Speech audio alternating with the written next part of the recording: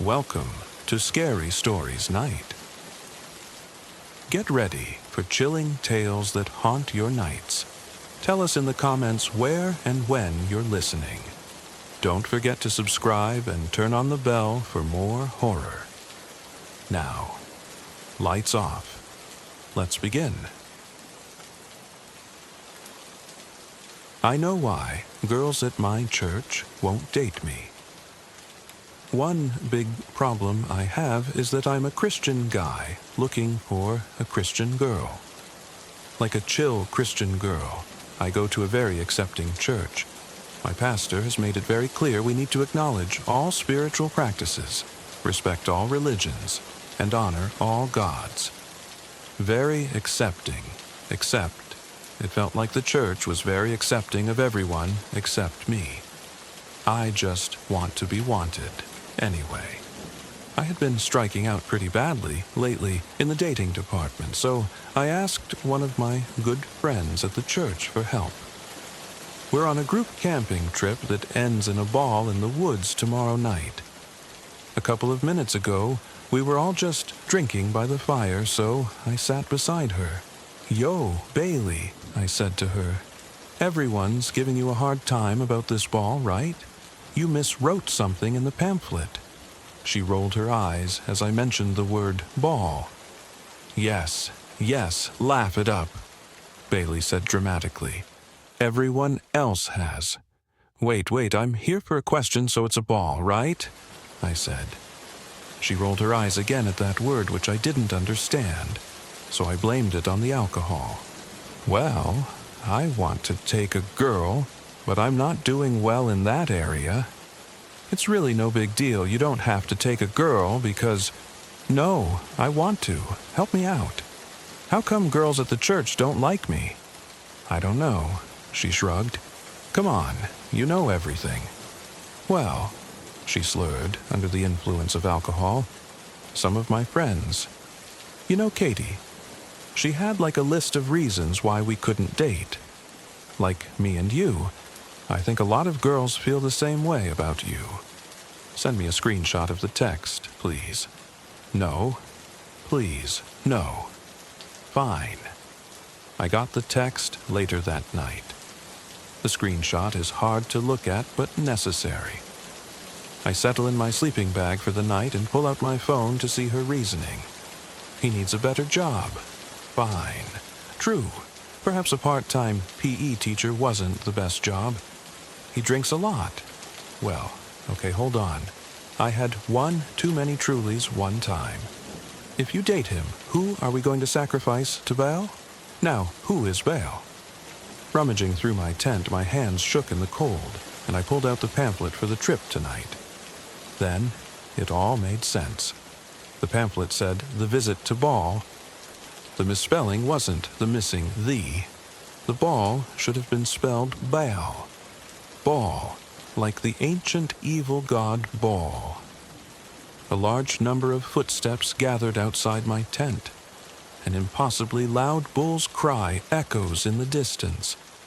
I guess somebody finally wants me. The storm swallowed the mountain whole. Snow clawed at my face as we stumbled toward the lodge, a dark smear in the endless white. Elliot, Nina, and I were desperate, half frozen. It shouldn't have been there. No maps mentioned it, but we had no choice. Inside, the air was unnervingly warm. A fire burned in the hearth, though no one had lit it. The chairs were arranged too neatly, like the place had been waiting for us. The faint smell of copper clung to the air. My gut twisted, but the others dismissed it. Shelter was shelter. That night, I woke to footsteps above me. Slow, deliberate. At first, I thought it was one of the others, but the beds were still. The sound circled, growing louder. My breath hitched. The next morning, Nina was pale. "There's something in the walls," she whispered. I heard it whispering my name. Elliot laughed, but his hands trembled. We searched the lodge, hoping to prove her wrong. It was sprawling, maze-like. In the kitchen, I found a door with an iron latch. My hand jerked back as though it had burned me. It wasn't locked, but something behind it felt alive. "Probably a cellar," Elliot muttered. "Let it be." That night, the whispers came, faint at first, then loud enough to rattle my skull. I dreamed of a spiraling staircase, endless and dark. When I woke, dirt caked my hands, my nails cracked. Nina sat against the wall, rocking back and forth. "I went downstairs," she murmured, hollow-eyed. I didn't mean to, but I went. By the third night, the door was open. The air pouring from it reeked of rot. A staircase disappeared into blackness. I begged them not to go, but Nina moved as if pulled by strings, her feet bare and bleeding. Elliot followed, his lips moving as though speaking to someone unseen. I grabbed his arm, screaming for him to stop. He turned to me, his eyes black and endless. "It's awake," he said in a voice that wasn't his. Then it came. The thing surged from the dark, pale and glistening, its limbs too many, its movements too fast.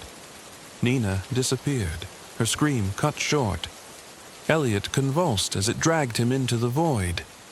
I ran. The lodge twisted and breathed, its doors slamming shut.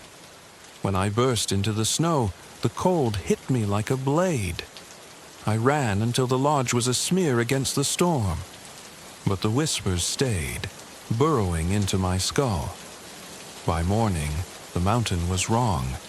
The trees leaned closer, their limbs reaching. Bloody footprints trailed the snow, but mine were gone. Back at base camp, no one believed me. They said no lodge existed. The rescue team found nothing but forest and snow. The whispers never stopped. Sometimes I see pale limbs shifting in the corners of my vision. It doesn't need the lodge anymore. It's inside me now, and one day it will pull me back.